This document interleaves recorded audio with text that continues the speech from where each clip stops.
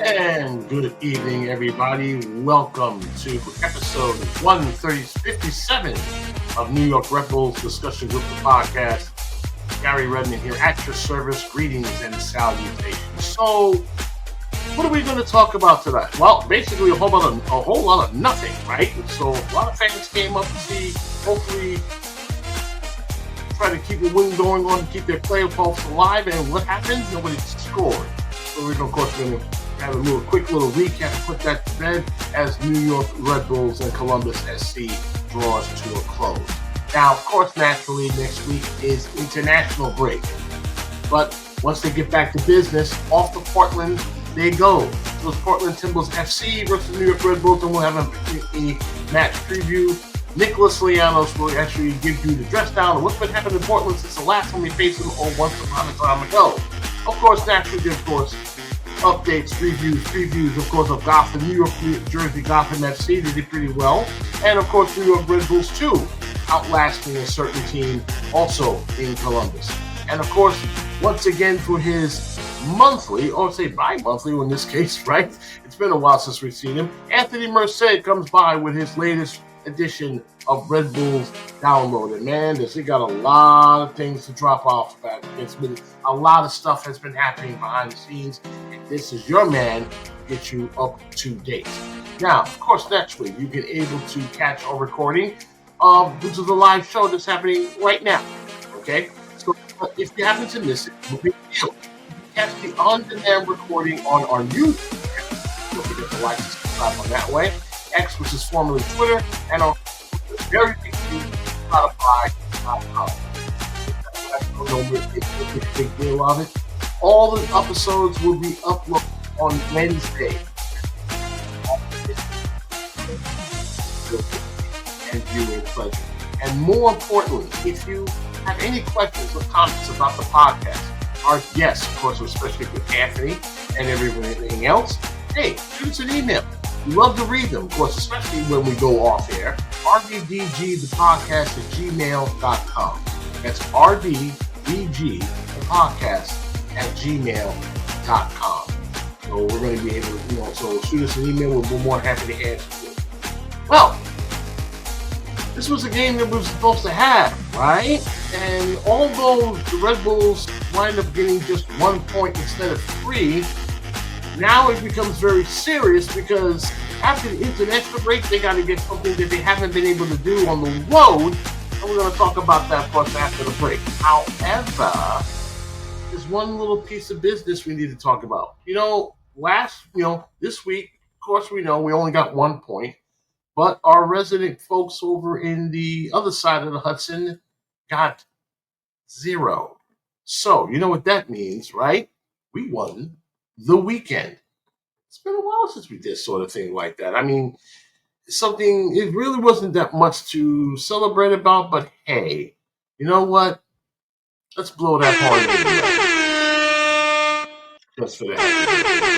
That's one more just so that because we haven't done it in a while. So let's bring, of course, your hosts for the evening, and of course they're ready to go, as we said, Nick Lianos, and of course Mark Coates. Gentlemen, how was your weekend? Sunday was nice. Sunday was a great goal fest. I saw a sweet picture of both you guys over at the campus. I picked him up. I picked him up in Secaucus. We went to Montclair and we watched a goal fest. More on that, of course, in the second half. Yeah. But let's get back to business when it comes to Saturday night. Well, Saturday was a game that we all agreed, right? This is something that they had to have. Nick, you did the game thread. Excellent job, by the way. And everything else that came to play. This was one of those games that Mark did everything but score. And when I say everything, right? Everything. But we had a few chances. Couldn't put anything past Nick Schulte. No, Nick Schulte stood on his head and said, "Nah, you ain't getting nothing." The worst was watching Dylan's header, go up. I was like, that was the moment. I was sitting there thinking that was the kill shot. I was like, we had it. We were going to get this. The dying minutes, and it didn't happen. And it was, yeah, I mean, all thread long, you could see everybody was frustrated. And it was, there was quality up until the final third.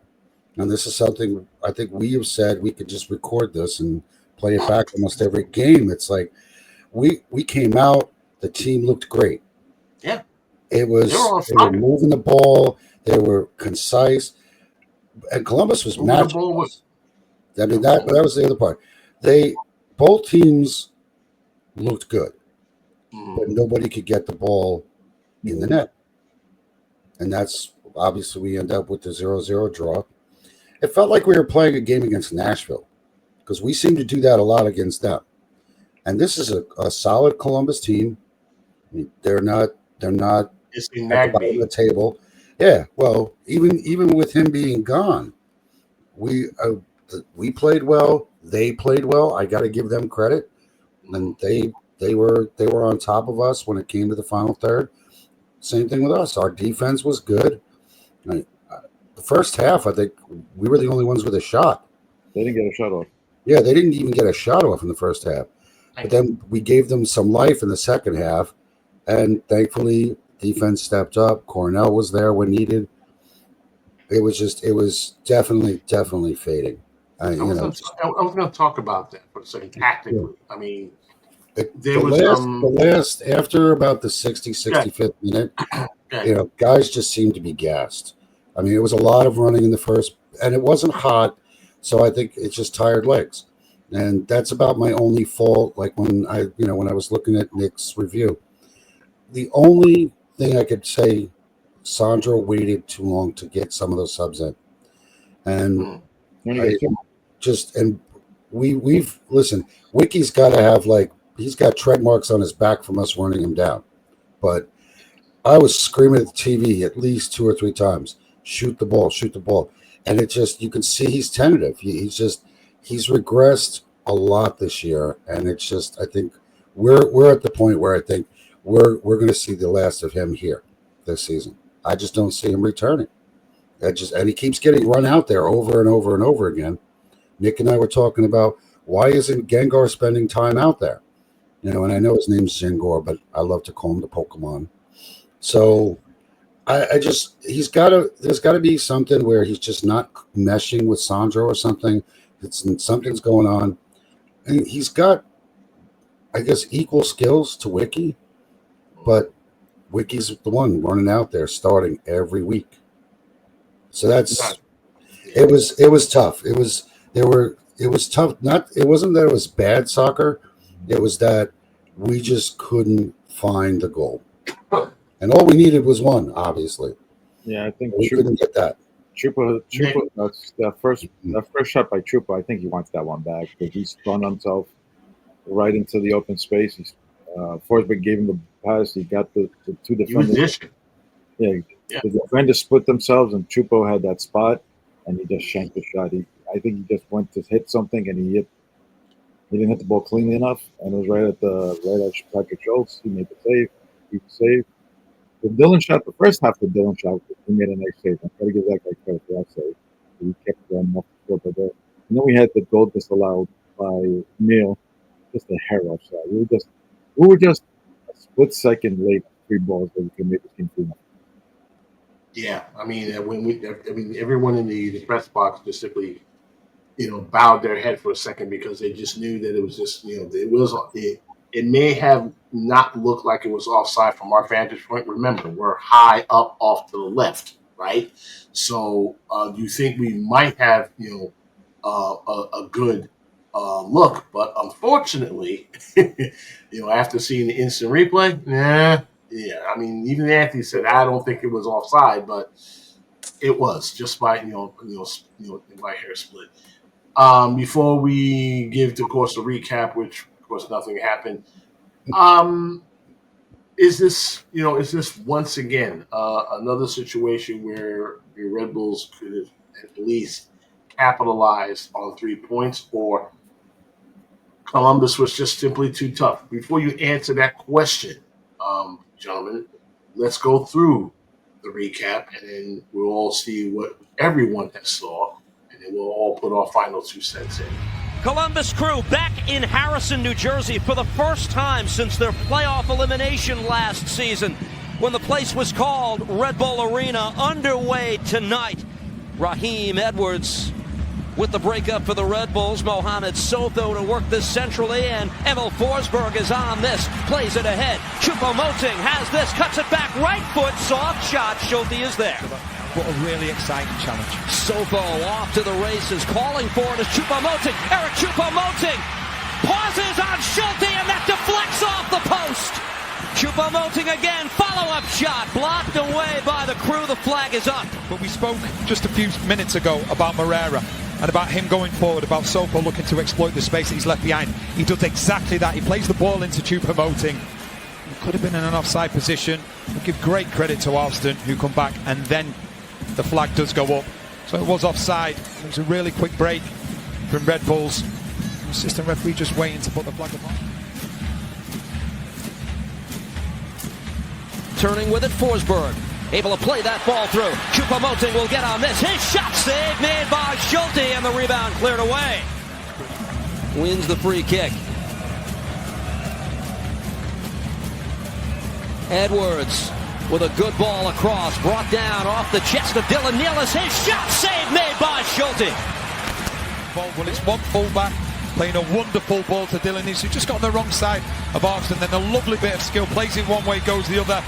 Brings a fine save out of Schulte. Really good play from Red Bulls, just showing that both fullbacks, when the opportunity is on, they will get forward. And Dylan Nealis comes away with it. Big man finds another gear. Took a tug of the shirt from behind. Works it across. This is Soto. Forsberg in. Emil Forsberg for a 1-0 lead, but the flag goes up.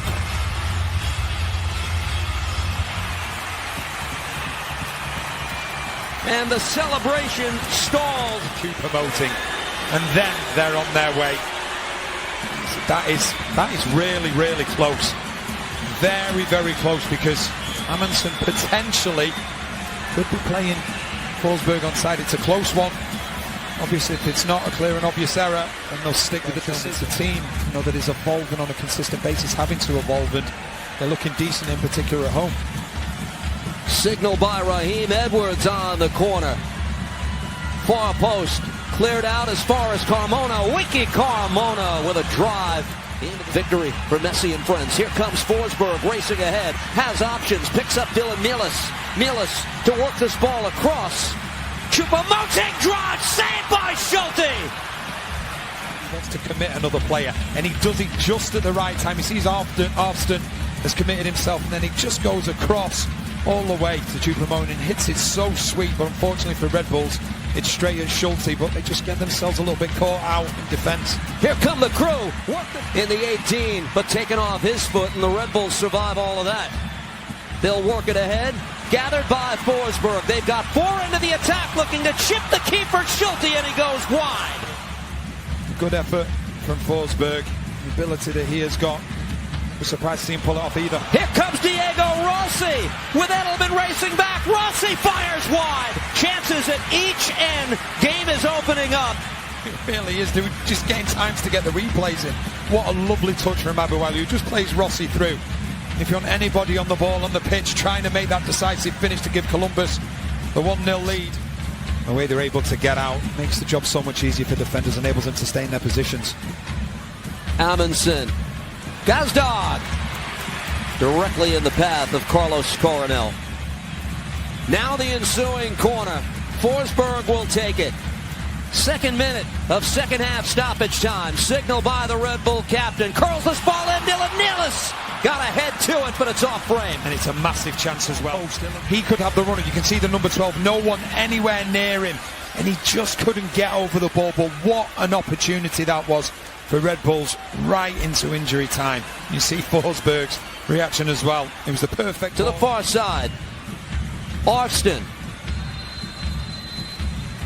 And the referee says that's all. A 0-0 draw between the Red Bulls and the Columbus. And of course, as you all can see, no score, between the New York Red Bulls and, of course, the Columbus Crew. The one stat that will pop up on the screen very shortly, of course, the fact that, you're able to hold a team like Columbus down to basically one shot on target, 3 shots on goal. Nothing was happening between these two teams. You all saw Diego Rossi. He had a chance of a kill shot that went wide. The Red Bulls had about 2 chances, 3 quality chances, couldn't put them in.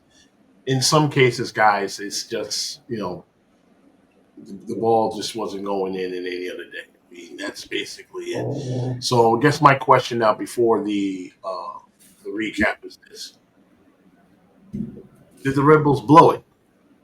Honestly, I mean, did they have a chance to grab 3 points and let it slip, or was just Columbus was just too good? Your thoughts? I go with we dropped this one. We had the better chance. We had 3 of them. You're at home. You have 3 chances to bury this thing. You got to get. You got to walk away with 3 points, especially when you're desperate at this point of the season, like we are. We did enough to walk away with 3 points. You have to walk away with 3 points at home. Shoulda, coulda, woulda. I mean, Nick and I both said that first shot that Chupo took, he's going to be kicking himself like the rest of the year. I'd love to have that one back. That one was tough. I mean, he was offside on the second one. The one with Forsberg, I mean, that was so close. I mean, and the assistant referee put up the flag. I mean, there's nothing you can do unless, like he said, it's clear and obvious. That's the unfortunate part. He's got to be clearly onside to reverse the call. The other shot that Chupo took, that was a screamer, and Schulte just kept that out. But Billings is the one that kills me. I mean, he was wide open. Nobody was on him. It was his for the taking, and he hits it up over the bar. And you forget Forsberg had that to set that up. Forsberg couldn't get the ball out of his feet. I saw that Sean boomed the ball all the way down to the field, and no one was paying attention. And Edwards just took off and just got the ball. Yeah. And Columbus, like in complete scramble mode, he finds Emil on the top of the box. Emil took a dribble in, got the first defender a little lopsided, and he couldn't get the ball out of his feet. That's normally a time. There was 3 points there for us, but we didn't get it done. That's the bottom line. Yeah, I mean, it's as we all said, right? It was a tie that pretty much felt like a loss, and decidedly so. I mean, this was the good news was that the teams that were chasing or following us, of course, naturally, floundered or anything else. So here is the updated standings, of course, in the Eastern Conference. Philadelphia, they were the first team to clinch, other than they were actually the third team to clinch a playoff spot. Then you got Cincinnati right behind them with 52 points. Philadelphia has 57. Charlotte and Nashville, 50. They're basically tied for number 3 and number 4. Orlando, 47. Miami, 46. Also with Columbus with 46. New York City, who got beaten by DC United, who were eliminated from playoff competition, 44. Right behind them, us with 40. We're on 9th place. Chicago, 39. And then they have 2 games in hand. New England, 31. Atlanta, 26. Toronto, 25. And, of course, 24 points each for Montreal and DC United, who are out of playoff competition. In the Western Conference, San Diego, 56 points. And right now they're fighting with Philadelphia, who has 57. They're right behind them for the Shield race.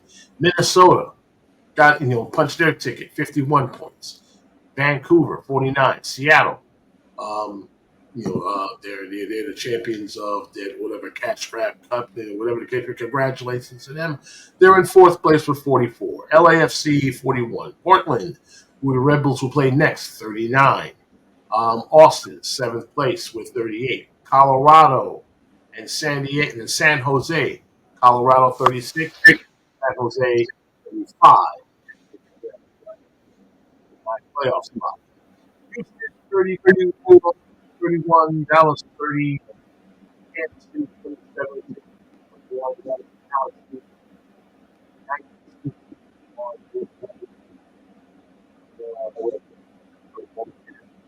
they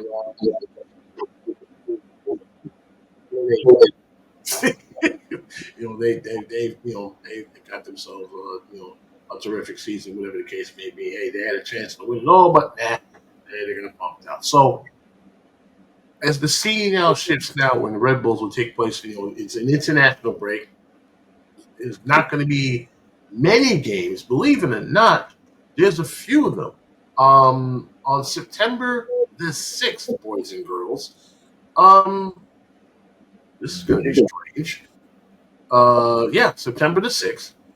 Everyone's going to be watching the New England versus Chicago game.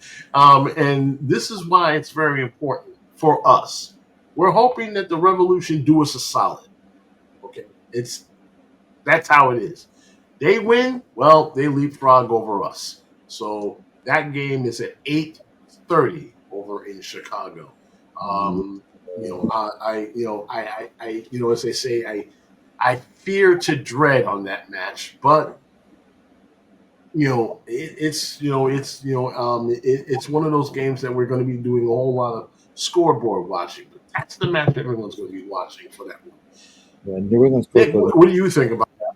New England's coach wasn't that happy about that game because he went off because he's losing his three best players plus his best center back for International League. So he was not a happy camper about this game. He was like, "What are we supposed to do about this game?" Then again, Caleb Porter is never happy.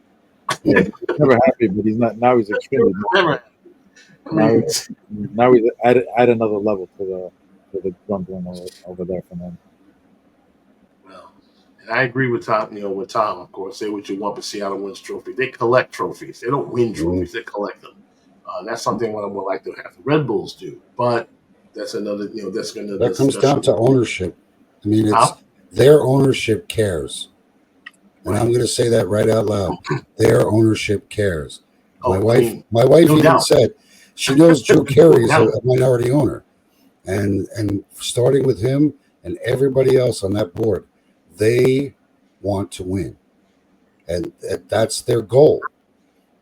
They're like they're almost like the Yankees of MLS. They want to win every year. They don't see losing as or just getting in. It's like, oh, great, we made it. No, we want to win. They want to win it every year if they could. We don't have ownership that feels that same way. Look how close they were last year. Excuse me? Remember how close they were last year to getting to the final? Yeah. They were 2 minutes away from getting into a penalty shootout against LA Galaxy. They were 2 minutes away. They lost the game. Somehow they let it slip. There was a 0-0 game. And one pass by Puig turned the game on its head and ended the game. And it was the first game was 1-1. And what a pass! Second game what a pass! Was about to go to overtime. They were 2 minutes away from going to a penalty shootout, and which Fry is amazing at. And he has won them how many trophies in shootouts? I think 2 or 3. At least 2 or 3. I mean, no, Fry is definitely one of the best. I mean, hey, they have a statue outside the stadium, with his name on it because he basically was responsible for one of those cups. Yeah. He made one of those monster saves. So I'm not putting anything past that guy. Stephen Fry, oh man, if you somehow can get past their defense and him, you got a shot. But there you go. I mean, let's just say the rest is history. And I agree with you, partner. I said Schulte has made some clutch saves, so let's give him his due. As a matter of fact, I'm giving him the game ball. Unless one of you guys have any objections. I'm giving, Patrick Schulte the game ball because, in so many instances, he kept Columbus in it. Our best player was, I thought our best player was Edwards. He was bowling. I agree. It's kind of funny, right? I mean, people lied on Edwards, right? Yeah. But he's improved. He made 4 passes in that game. The first one to Dylan was perfect. You couldn't draw it up any better. They gave him that shot. But that play that Trooper made, that him and Trooper made, they set up the ball that Mill took was called back. Edwards was surrounded by 4 guys in the corner I don't know how he saw Chupa in the middle of the field, and he hit him perfectly with the perfect pass. And Chupa grabbed it, controlled it, and spun off one guy, and then it was like a clear breakaway. I'm like, whoa, where did this Edwards come from? Where was this? What was this for 90? Where was this? Yeah, where was this early in the season? I mean, this is the thing, Nick. We talked about this a little bit, right? Edwards was one of those ballers that destroyed us. It's strange, right? You know that he has that quality. It just takes him a while, to get him going. Either that or he gets constant starts. And once he gets constant starts, he's balling.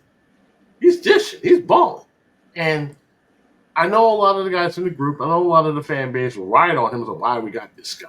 We got to chuck him. I don't know. He's playing for his job right now, and he's doing quite well, don't you think? He looks to be in position to stay on for next year. I mean, the last 5 performances, he looks like he's got a shot to stay. And we were literally ready to bury him like 2 months ago. I agree, Mark. We were going to suddenly throw him in the dumpster. Yeah, he's just, we discussed it. Just his play has gotten so much better. He's really stepped up. He's become more of a leader on the field, and he's got the experience. He's been around the league for a number of years now, so he's been a journeyman, staying a year or two everywhere else. Listen, if he keeps playing like this, I don't mind we sign him for 2 years, 3 years. If he plays like this every week, I'd be happy to see him sign. And because one of the other things that Nick and I were talking about last night was the number of international slots we have, which is astronomical. And I know that Edwards is a Canadian national, but he is applying for U.S. citizenship. Same as I think he has a good. Got it, but that's we've got so many guys. It's like we need players like him, and I think going back to the previous week when Dax lit into the front office on MLS 360, he said our biggest problem is the middle of our roster. We don't have those solid journeyman quality players that are GAM players or TAM players that fill out your roster. They're the meat of your roster. Your GPs and not just that. He also said about the midfield. He said the midfield is like a spot. It's horrible. I mean, we've always had such a plethora of midfielders in and out. I mean, we saw Steven Sawada last night, and they moved Curtis Ofori to being he's in as a right back or a left back, depending on where they need him. He's not even playing as a midfielder anymore. Yeah, because we have so many other guys who are midfielders that just aren't making that next progression. I mean, you saw it from too. If that's the case, then you should be looking for midfielders elsewhere, right? I mean, like in USL. Look not just in USL. I mean, not just in USL, South America. Yeah, but we don't. The problem we run into Mexico. I mean, it doesn't take much, Yeah. But if you're going to stack them with nothing from guys from the Red Bull 2, then don't complain where you're in a situation like this, okay? Where I'm sure then you're going to be able to find maybe 1 or 2 box to box, midfielders, that can, as much as I like, Daniel Element, the only thing I want him to do is bulk up a little bit because I'm sick of seeing him getting stomped on every damn week.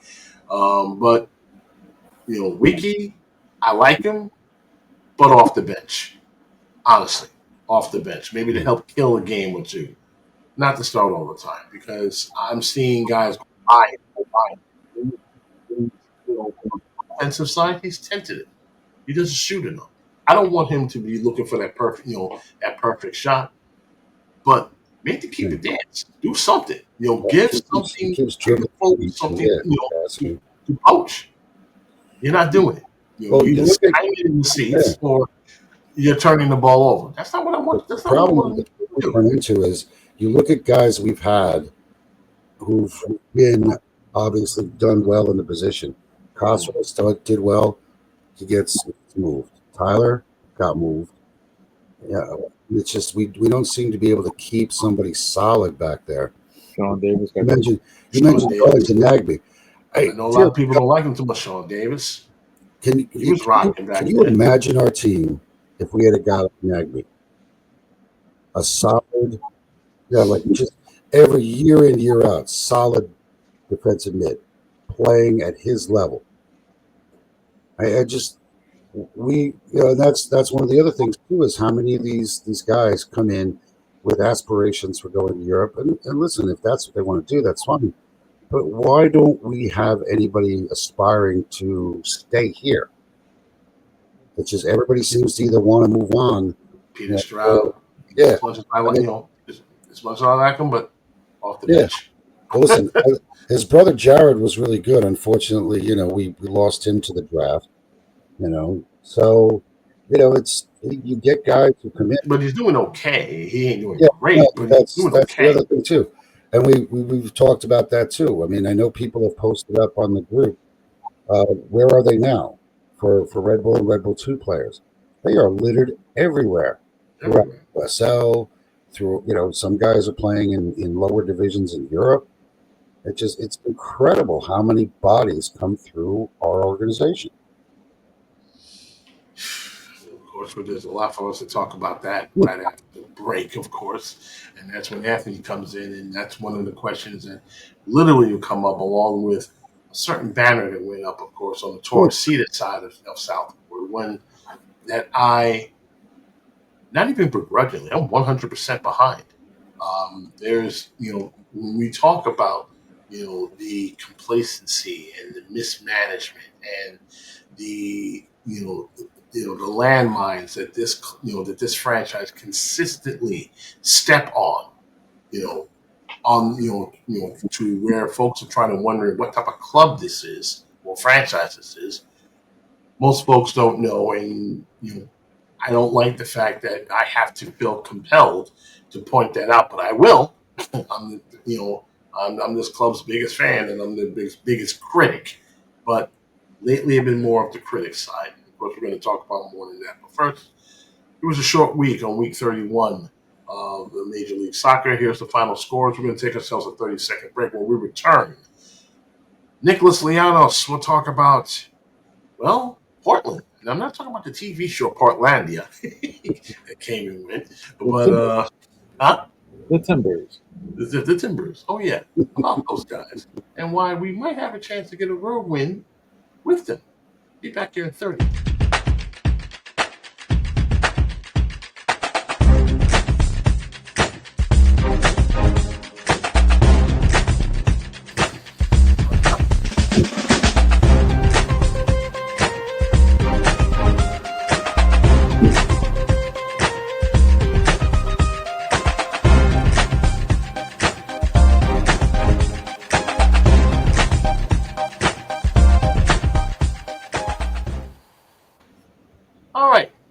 There's no game next week because of an international break. But when we do decide to get back to work, so will we.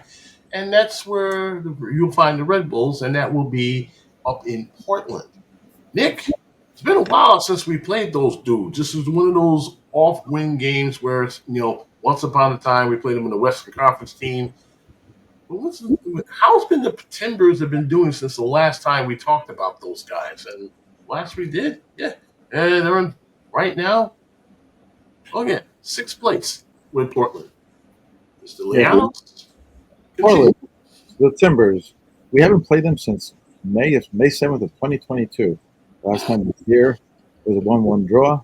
The other 2 times we played them was back in 2019 out in Portland, which we won 2-0.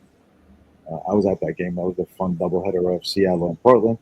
And the last time we played them again was in 2018.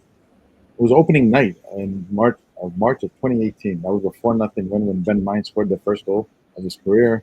We got a BWP and a Carlos. Remember Carlos Rivas, 2 goals against Portland. So Portland now is in 6th place in the West, 39 points. They've scored 36 goals and given up 38. They spend money like crazy this offseason. They spent money on $7 million on Kevin Kelsey, $5 million on Christopher Valdi from Olympiacos, and $6.5 million on David Pereira de Costa. Them combined have given Kelsey's got 7 goals, de Costa's got 4 goals and 8 assists. He's a playmaker. Anthony Alves is another Brazilian that they brought in. He got 6 goals and 7 assists. So they got 2 guys that love to distribute the ball. Our old friends are still there. We got Omir Fernandez there, and now, of course, Felipe Carvalho is there. Their back line is very young. They have a 22-year-old center back, a 23-year-old left back, a 21-year-old right back that they brought in. It's anchored by Darko Supric, who's a 33-year-old from Croatia. But they're very young and inexperienced. That's their main thing on the back line. And the goalkeeping is 2 Canadians. James Pandemis, who's got 14 games. I'm mixing, I forget how to pronounce his last name. I can't even pronounce his last name. Prepo. He has 14 games, so they've been splitting the games in net. They score, as I said, 36 goals and they're giving up 38. The last 10 games, they had a great start to the season, but in the last 10 games, they have 2 wins, 5 losses, and 3 draws. Losses to Toronto, RSL, and St. Louis. All at home. All at home? Home. Yeah, they haven't been good. They have, and upon a time, Providence Park was a fortress. So what happened there? And they have 2 wins. The 2 wins, one is on the road at LAFC and one at home against New England. Okay. They did okay in the League's Cup. They got 7 points, 2 wins and a draw. And they got lost in the penalty shootout. They were like us, got limited in the first round. So their season is now 6. They have 6 games left. They're at 39 points. I think they get in because Houston, which is at 31 points, has played 2 more games than them. So I think they'll hang on to survive to get into the playoffs. What seeding they'll get, I don't know. And when they've played the upper echelon teams, they just fight. The games are the last 2 games were against Minnesota and San Diego. There was a 1-1 draw and a 0-0 draw. They're coming out of the break. So they can bring it. I mean, they slow it down. They play it. They do enough to, especially at home, on that turf, in that stadium. This is a fun place to watch soccer. That's when it's 10:30 at night. By the way, compact field. It's not as a wide field as we have at home. It's slightly compact, but they know how to slice and dice defenses there. It's a nice place to play soccer. The crowd's always behind them. They have a big support. You know you're getting into it. Communication is the key there, because once you break down, you don't hear a thing. I was there for that game in 2019, and you couldn't hear a thing for the whole second half. You didn't hear a thing. I don't know how these guys. I told Anthony that I was going to be in Portland, but my boss screwed up. So instead, I'll be meeting over. Out of that particular match, what is the one thing that you're expecting, coming out of there? Well, because like it or not, I think we need to get a road win because we're desperate right now for points. I think it's a place we can go and win. The turf is always going to be for anybody coming in who's not used to it. And the field is slightly narrower, but I think there's points that they have not been phenomenal the last 5 games because they lost in League's Cup. They were not playing well going into the break. Don't know what all is going on up there because I don't really follow them as much. But I think based on what we saw Saturday, if this team plays with this, drive, tenacity, if we can get 1 or 2 in the net, I think we walk out of there with a win. I think we've reached that point. It's do or die for this team. We have 6 games left. I mean, You look at the standings, and we went through it. Miami's got like 4 games in hand to everybody else. Chicago's got 2 to us. New York has 1. Or New York. We have got to start churning out wins. It's now or never. These guys have to understand that, and they have to go out and they have to play with that fire. I know Emil was talking to the supporter groups after the game, and he was telling them, we need your support, just like last year. We need your support. Well, we know we're going to get into why we don't have additional bodies added to this roster, but we've got what we've got, and we've got to either get it done. Well, I'm sorry, Mark. I have to step in here because that last part infuriates me. Those fans that yelled and held up that banner, that was really interesting. Why was that section not full for supporters? Why was that section not full? I would love to see a supporter section that holds up a banner of "Do Better" that's full. So I would like to punt that back the other way and say, for those supporters that say "Do Better," I would like to say, supporters with your subsidized tickets, do better. Subsidized tickets. Okay. I mean, what's your ticket for that section compared to the flip side on the other area that isn't supporters section? You mean like where I said? Yeah. I know how much mine could be on the other area for like mine isn't really that much more. Mine isn't that much more. I get what you're saying. There's some other issues that go along with that, though, Anthony. Whoa, no. Because when it comes to the team side, we don't say, if I say there's other issues, there is no that's okay. I didn't say it was okay. I don't like that supporter section thing. When Emil Forsberg walks over there and get yelled at by a section that isn't completely full, when he was in Germany with a section that was probably 10,000 full, I don't want to hear that crap from the fans.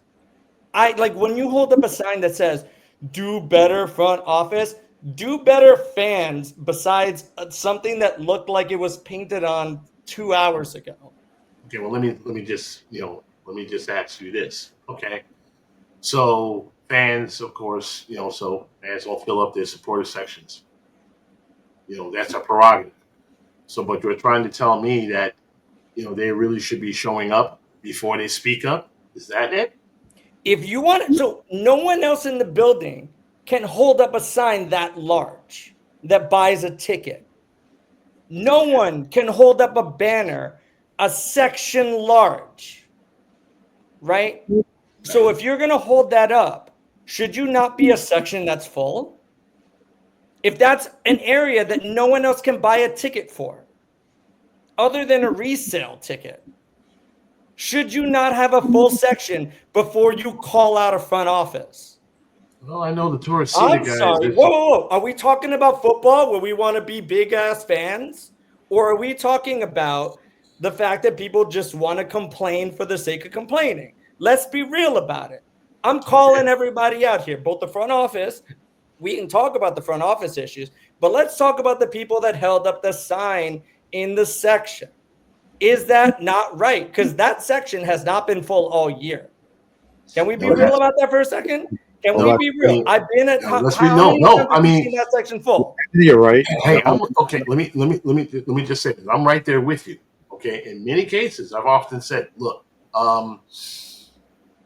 say what you want about the team, but you can't just disappear and then wave a banner and then everything is cool. That's not how that is. But game after game after game after game, you're not showing up.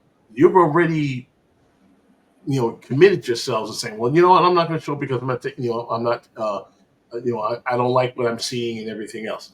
Fine. I'm with there, But then again, when I saw that sign, I just said, oh, okay. I guess that's your that's your opinionated response. But I'm looking at I'm looking at the South Ward, and it's half empty. So now someone was going to come at me and go, well, duh, because the team ain't that great. So? Then you have no ability to complain. Right. The same way Met fans or Yankee fans have no ability other than to call into a radio show, but Met fan and Yankee fans don't have subsidized. Actually, wait, hold on. Met fans do. Yankee fans do not have a subsidized they section. don't. I was going to correct you. Holla at the 7 line. Hi, guys. Wait a second. You keep saying Mets. There's another team in New York that plays baseball? No, I said subsidized tickets. The Yankees do not have a section for subsidized tickets the way the Mets do. That, I mean, as long as I've been a season ticket holder at whatever they want to call it now, I'll say the Cathedral. That's been like 5 years minimum. That section has not been more than half full. Listen, I'm right next. Wait, are you talking about the Mets or the Yankees? I'm talking about our arena. I'm talking about the guys sitting next to 101. Yeah, you guys sit closest. The group you're talking about, that section hasn't been more than half full for 5 years minimum. Since You're I've talking been about the Mets? No, I'm talking about the Red Bulls. Okay, but again, those guys who held up that sign, they do not have they held up a half-ass sign in a half-ass section, and then we want to talk about whether or not that's valid or not. Like, come on. Whether you feel that they're valid in doing what they're doing doesn't change the fact that the front office dropped the ball. Whoa, no. Hold on. Drop the ball how? Talk to me about drop the ball. All right. Where do we begin? Where do we begin? We've already had the discussion about why it takes so long to get a visa for certain people. But then you do not know why that visa did not go the way that it goes. So I think that's whoa. Did we just lose people? Yeah, I guess it's you and me. We're gonna go. Okay, cool. I just want to make sure we're still recording because I know we lost. I'm not. Yeah, we're still. Go ahead. It says stream to the. I'm hoping we're still recording. I hope so too. Yeah. Here's the bottom line for me. And I'm going to say this as I don't know how we suddenly got all close and stuff. Oh goodness, yeah, I don't know how. Yeah, I know. What's going on? Like, I'm not in control. I'm not in control. I don't know what's going on. We're not on. It says we're on the air. Okay, good. Go ahead. Here's the thing. You and I have had this discussion multiple times. The fan base, not me personally, the fan base. Okay, they get frustrated when they see whoever, Seattle, Portland, LA, sign a player. He's on the field a week after the announcement. Sure. Okay. We sign someone. The announcement comes out. We don't see this guy for a month and a half to 2 months. Sure. Right or wrong, whatever the case is going on behind the scenes, visa issues, whatever.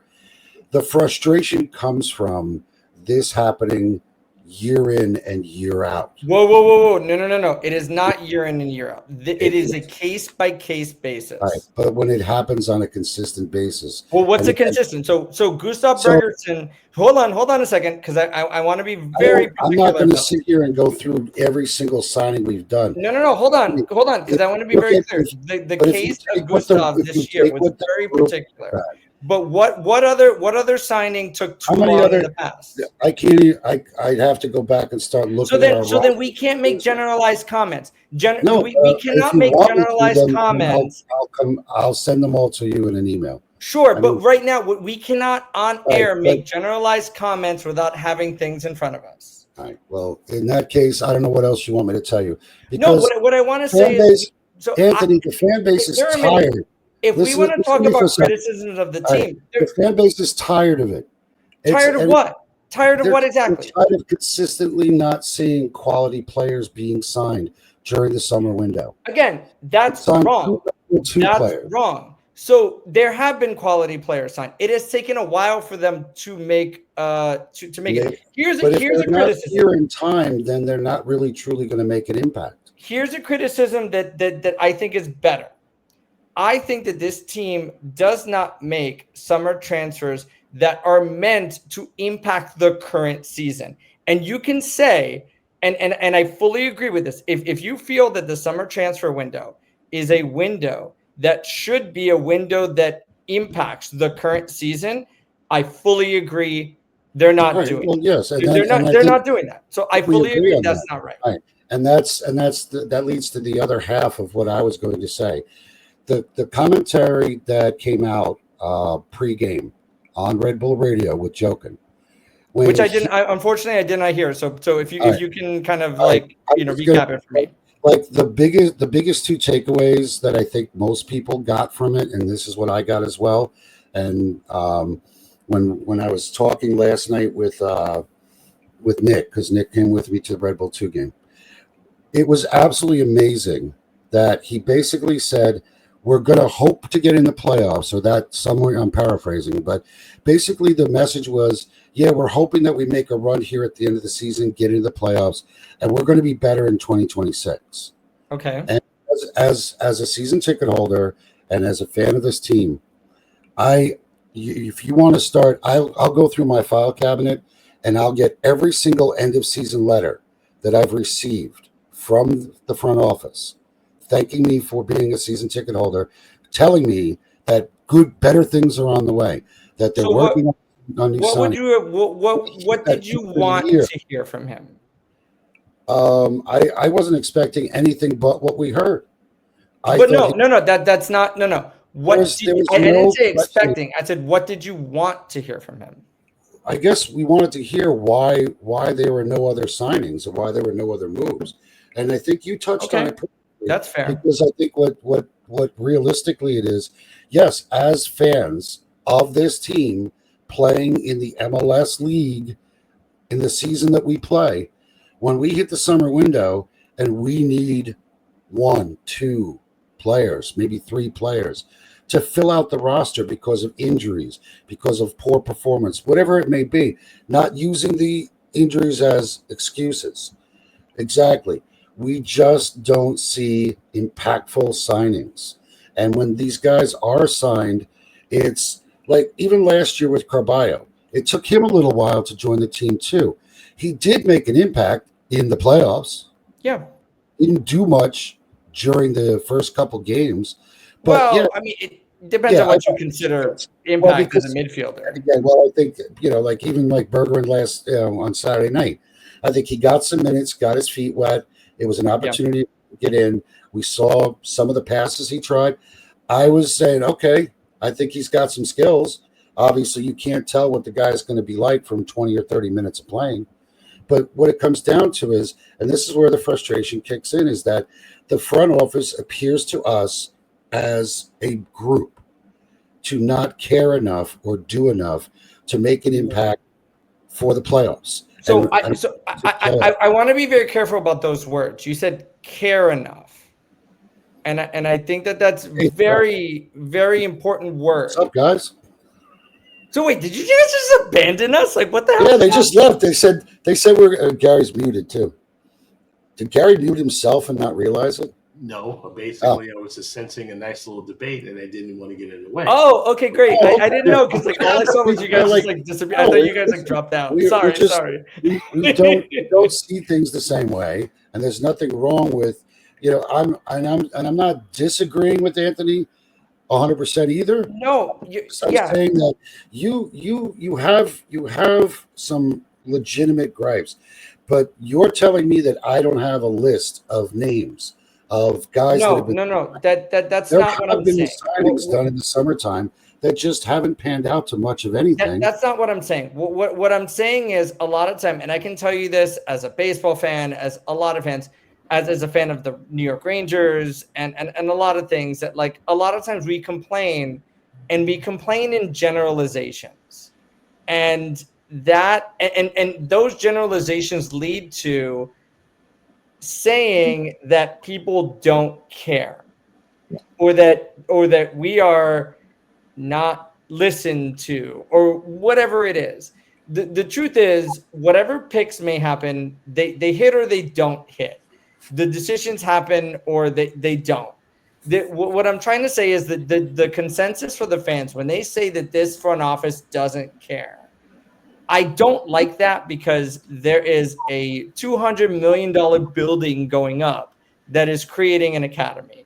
There are moves that happen with this team that hit or don't miss. And we can criticize the scouting that happens on this. We can criticize a lot of things. But when fans say after Choupo-Moting was brought in before the season that this team doesn't care and they don't bring people in, that angers me. You can be mad at the decisions that were made and that the people that were brought in, or you can say, I wish you brought in X person. But when that happens, and Gary knows this because I sent him last night while I was watching the Seattle-Miami game, a tweet from a Miami fan that said, we would have won this game if we brought in more people. Yeah, like how many more people? This is the thing that frustrates me about fan bases, is that if you talk in generalizations, not only are you not listened to, but you're also not taken seriously. And listen, I get where you're coming from. I think the other thing that we didn't touch on during our little one-on-one time, we didn't mention Timo's name. All right, and I'm going to say this, and I'll let you. No, I want to say this, and I want you to give me your take on it. But as one of the furious faithful, as Gary loves to call us, I cannot understand why this team continues to chase after the rabbit that we're not going to get. Because whether he wanted to come here or not, we don't know. We have no idea. There was the debate about the salary issue, but this is the third transfer window that rumors have swirled that we're going to sign him. He's going to come here. So it leads me as a fan and others within the group to think, isn't there someone else you could have looked for? We have an open DP slot. Did you not think, okay, plan B? Well, what was plan B? Nothing. And that's, I think, part of the frustration that we talked about overall. That's where some of this is coming from within the discussion group. So give me your thoughts. Yeah, so this is a walk and chew gum scenario, right? Like, the Timo Werner situation is wild and has a lot to do with Timo Werner, who, I don't want to go into that because it's a lot of things that have to do beyond, Red Bull, New York Red Bulls, and has a lot to do with Timo's There was plenty of stuff that was off the cuff that we won't go into here. But the truth is, this team did not need another striker. This team didn't need another winger. This team really needs a midfielder, possibly a defender, someone who can connect the midfield to the offense. That's not Timo Werner. So the discussions that were happening with him, while they were high profile, were not really like, there was one of many discussions that were happening, and it didn't happen. And it may happen in the future. It may not happen. We don't know. But there's other things that may or may not occur during that time frame.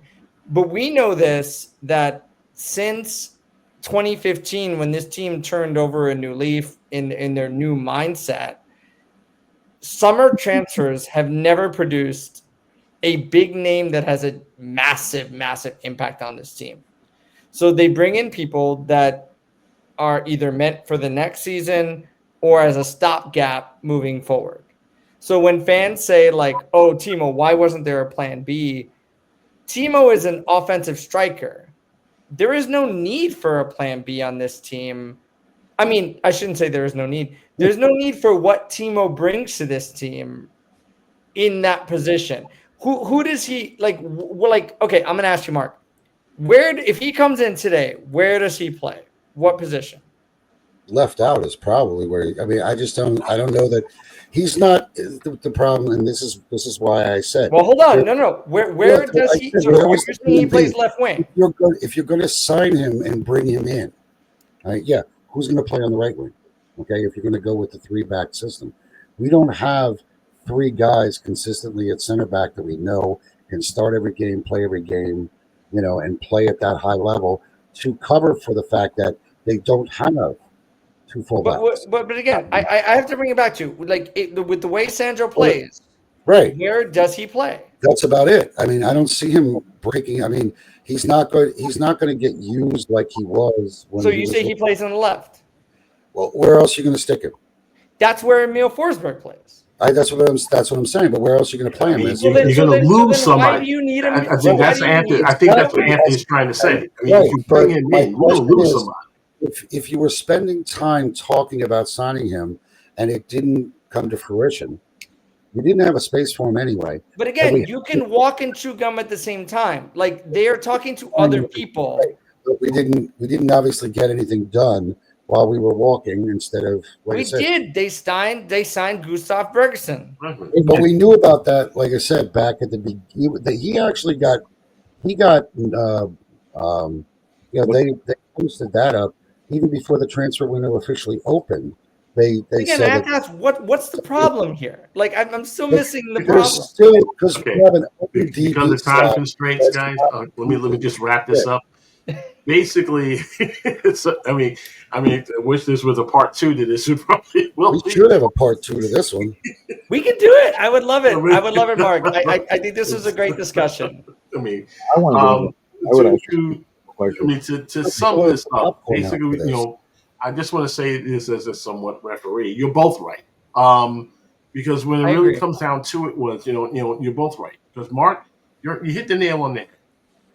All we heard about was plan A, plan A, plan A, plan A, plan A. We didn't hear a plan B.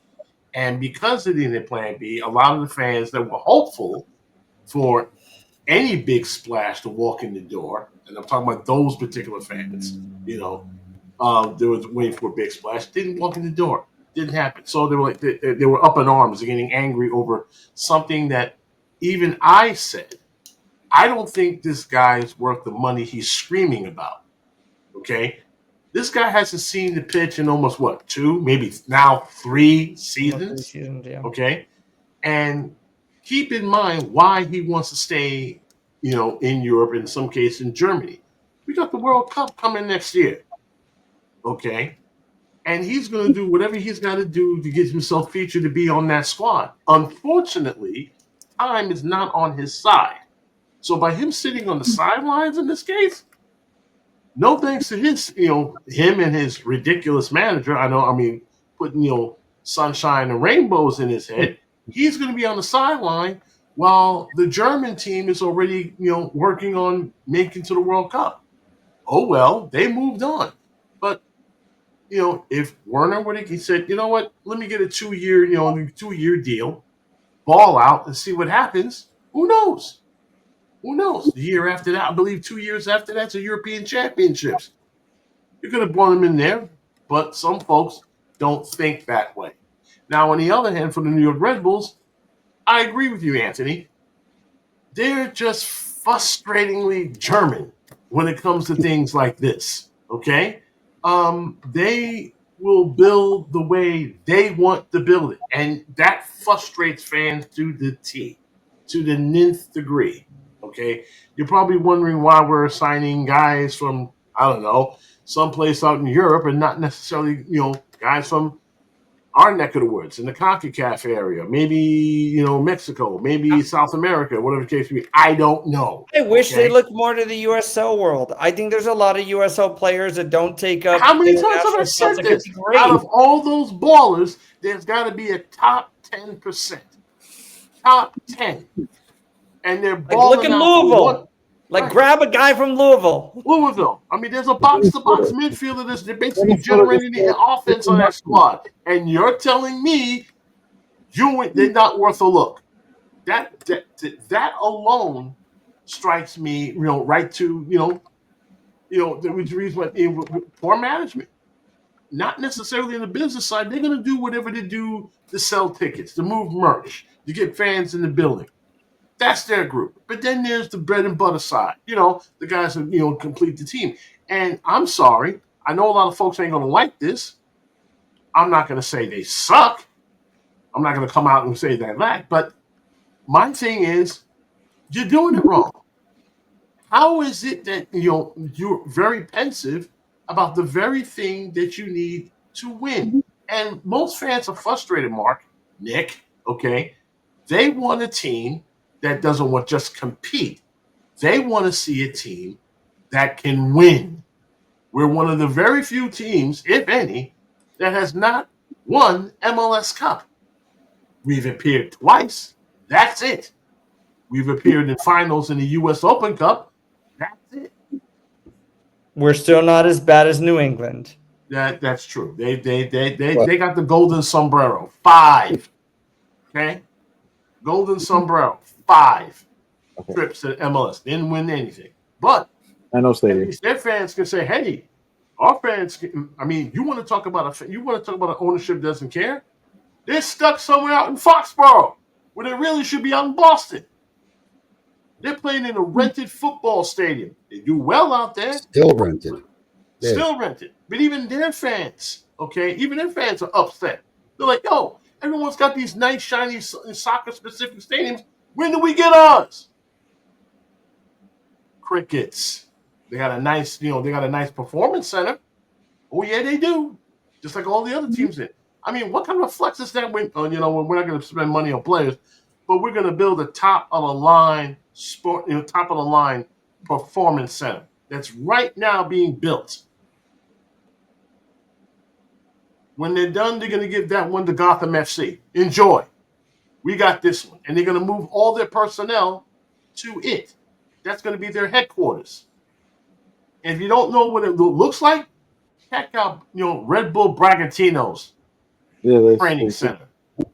They posted up last week how the training center looked. Mm-hmm. And then oh my Lord. They're going to actually model this training center to that one and have an in-house academy. This is why that town was having a little beef with Red Bull. Oh, you can't have this, blah, blah, blah. They needed it. And what's the first thing a big baller wants to see when he wants to sign to a team? If he's being, as they say, recruited, they look at the training center. And if they see the training center is top of the line, it's on their line go, oh, you're not playing in some rinky-dink little place like in some training, out back in the day, there was training on college and high school gyms. Even back then, when we were in the Metro Stars days, dudes were training in their cars. So look the way we came in the last 30 years, and we're building this. No, listen, we talked about it 2 weeks ago. Philly has taken what we've done, and they've continued to improve on what we did as far as our academy system. No, they haven't. No, they haven't. That's what they're trying to do. And but they haven't succeeded in any way, shape, or form. They haven't. No, they haven't. And this is what they've won nothing. They've gone to one MLS Cup. Their second team is abysmal. They've done. They have tried to copy. They have not. Their second team's in third place. Third place, great in MLS Next Pro. New York Red Bulls 2-1 and won a USL championship. I was there. Come on, let's stop. Let's stop that. That BS. We won a USL championship. Mark, you and I both agree. Once upon a time, their second team, their whole academy system was number 1 in the nation. They just let that slip. Okay.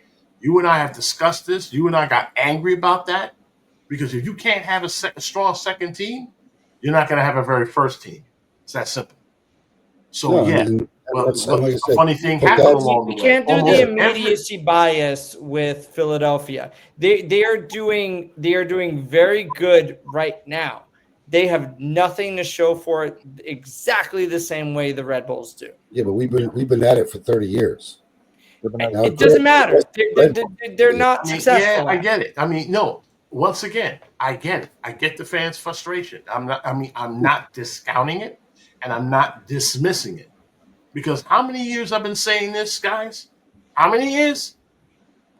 All I want to see, all I want to write about is a team that is solid from bench to pitch. Only this particular franchise seems to make it even more difficult than it sounds. I feel like Nick had something to say right there. What's up?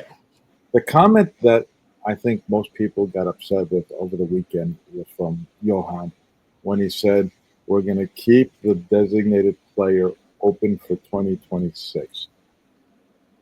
Knowing that this team is struggling this year, and everybody was saying our team is struggling this year. Please make attempts to improve the team this year. When you say you're holding it off for next year, when you know you can make roster changes starting in November, December, and January, it looked like an easy out, and it didn't look good from our most fans. Most fans looked at it.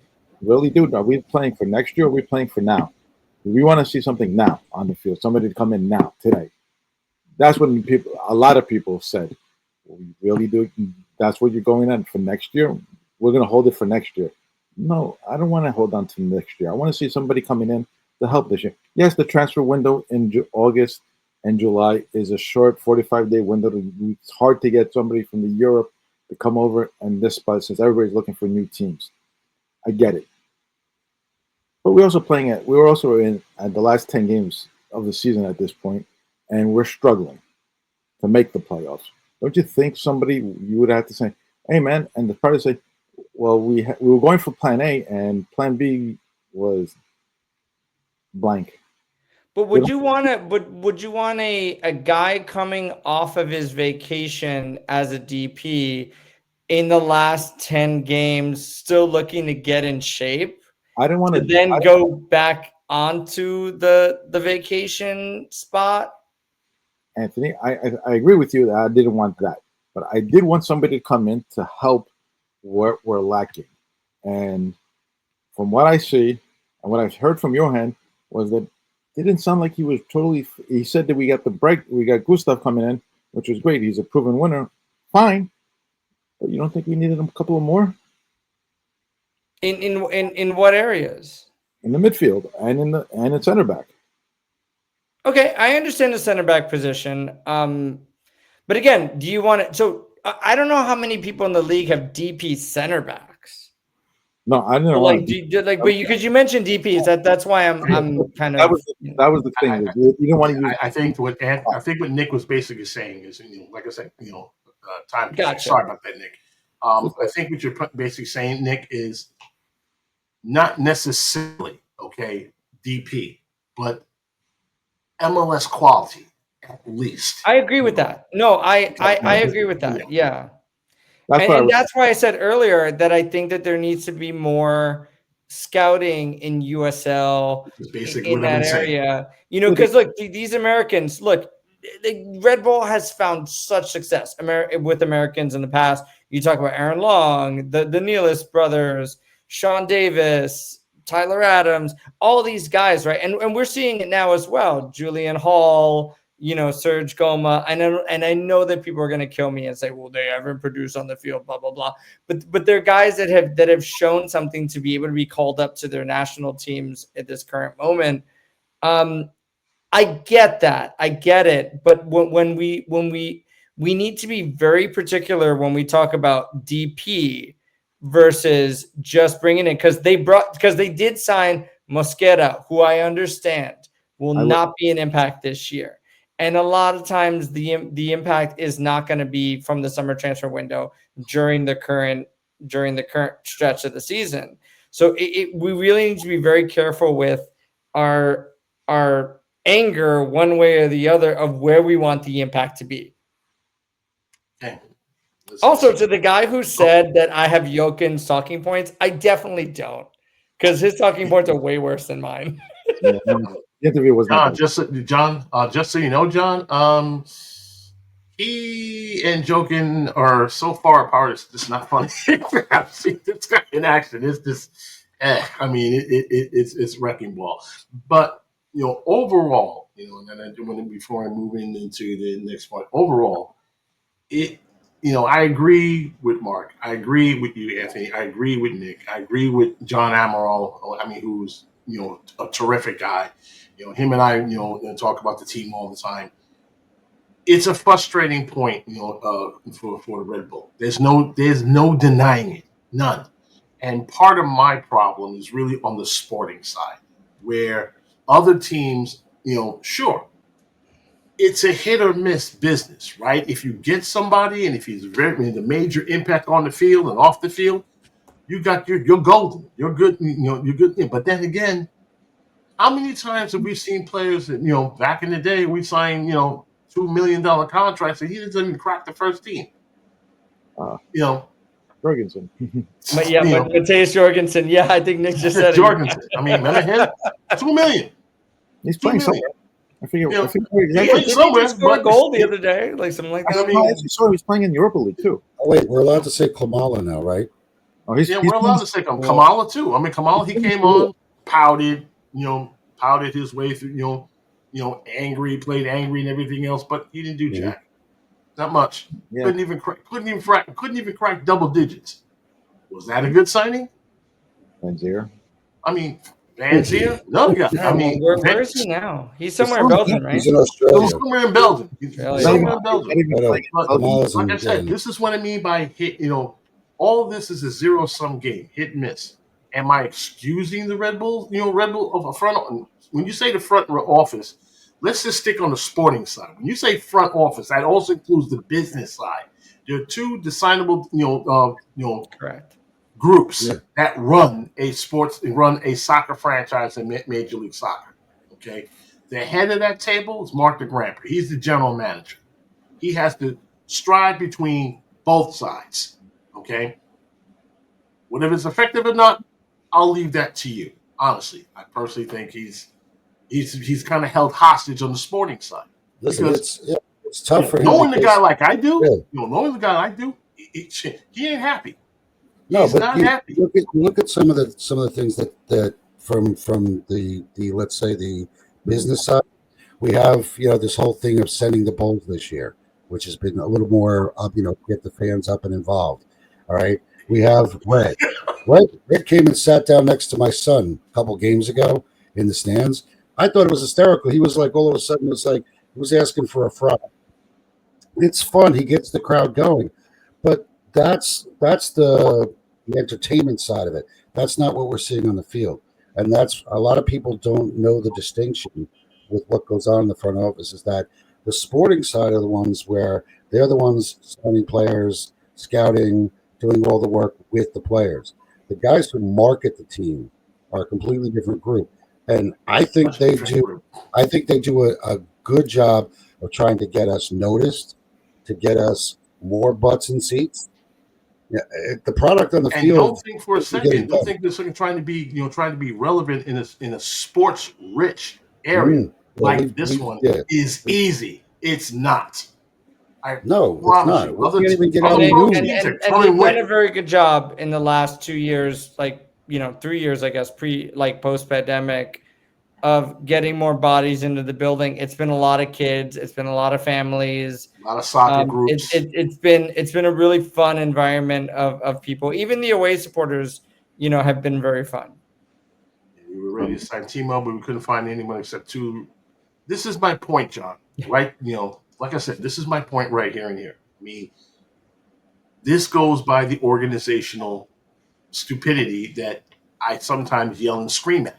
I mean, you're trying to tell me you're trying to sign me, but you didn't have a sizable already DP. With the money that you were actually paying this dude or wanted to pay this dude, you could have went down to Mexico. You could have went down, to USL. You could have went down to maybe the Costa Rican islands and everything else to find ballers who haven't been paid. Okay, without to go into the craziness of MLS, international spots were already taken up, and that's a whole nother conversation.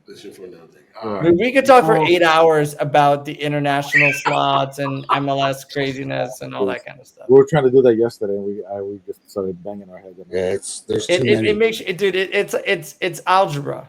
It's crazy. It's simple. It should have these rules at all. All right. And we're only supposed to have 9. There's dinging in my head right now telling me we're running out of time. So let me just do this right now. Orlando Pride was beaten by New Jersey Gotham FC 2-0. Gonzalez 13. This woman can't stop scoring. 13 minute in, of course.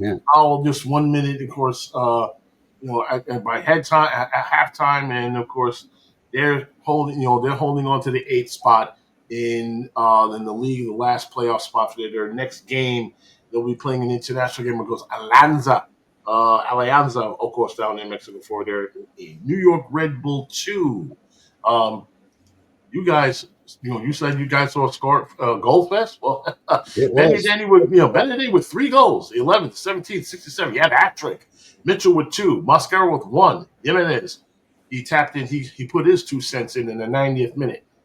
This is a game that looked like to me that they somewhat, survived. I mean, they couldn't just put these guys away, but they won anyway. They're still in first place. They already clinched a playoff spot. And I feel like they didn't score enough. They didn't score. Listen, they had a missed PK in that game too. They got a big, they got a big game versus Huntsville City. Like really Takes place on September 13th.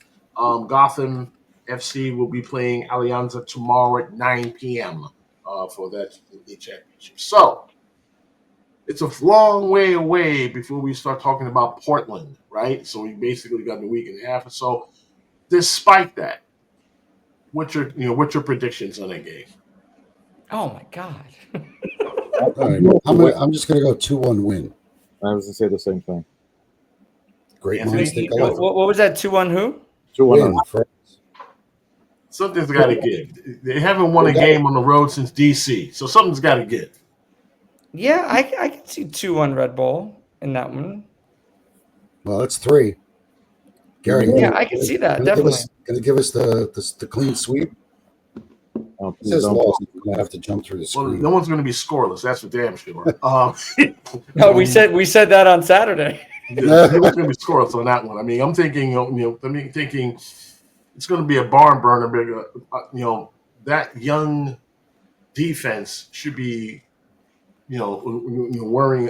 Should be worrying about Portland because even on a good day, I mean, also we're talking about. Lewis Morgan not making it because of the turf. He's probably going to save him until, to Montreal. We'll see that. But hell with it. 3-2. It's going to be a wild one. Gary's going to get there and say 5-1 after he has some voodoo donut. You're not going, right? I'm going to say 3. I'm going to say 3-2. This is going to be a crazy one. Somehow, since Charlotte, right? They've come close. I think this is the game where they finally break even. Say, you know what, enough. They know how important this game is. Now that once they get their international guys, hopefully they don't get hurt during doing that. But once they get their international guys get back, we probably start seeing some. They need to start getting some wins. They know this. The coach knows this. The captain knows this. That's why he had a nice little chat with the guys over in the South Ward. He was basically telling them, hey, we get it. We understand. You're upset. You're mad. We're not discounting that. But one person on Twitter telling him to shut up. What are you going to do with that? They're doing their best. With the group that they have, is it, satisfactory to everybody, as far as, the Furious Faithful is concerned? Of course not. Of course not. But as we learned from Miami, no matter what happens, just bet on your opponent when you lose. If you put it this way, let me ask you guys a question. Would you rather have this championship defense or Los Angeles's? Oof. Yeah, they got 6 cups, but knowing those kids, they don't take complacency very well. Okay, they really don't. They're not sitting back going, hey, we got 6 rings, we don't care. No. Did you see how many people showed up at the game yesterday for the third place game? No. No one showed up. Nobody showed up. No one. That was less attended than an RB2 game. No one shows up to Leagues Cup because nobody cares about Leagues Cup. Leagues Cup. But we're talking about regular season games. They don't show up. Except maybe LAFC. Except for Seattle. God bless you guys. You guys show up for a puppy running across the field. But then again, they have an organization that does things right. Seattle's a wild place, man. We will never understand them. They'll never understand us. They're built different over there. Yeah. It's the fucking. It's just God bless you guys. Love you. You guys are wild. I wish, in so many cases, I wish we were kind of built differently too. But we do what we can do.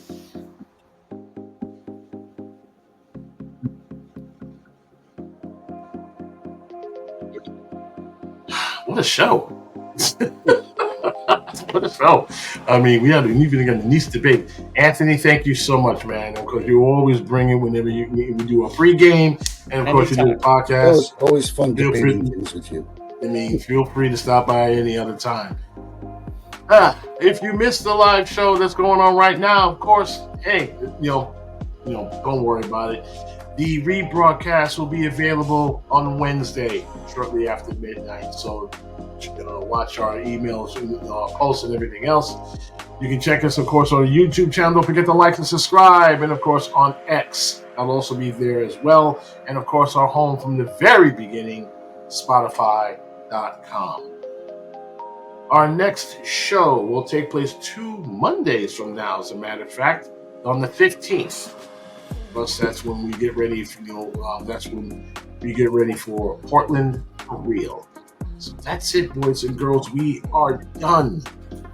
For Anthony Merced, Nick Lianos, and myself, and Mark Potts, good night, everyone. Thanks so much for joining us. We will see you in 2 weeks. Until then, good night for now.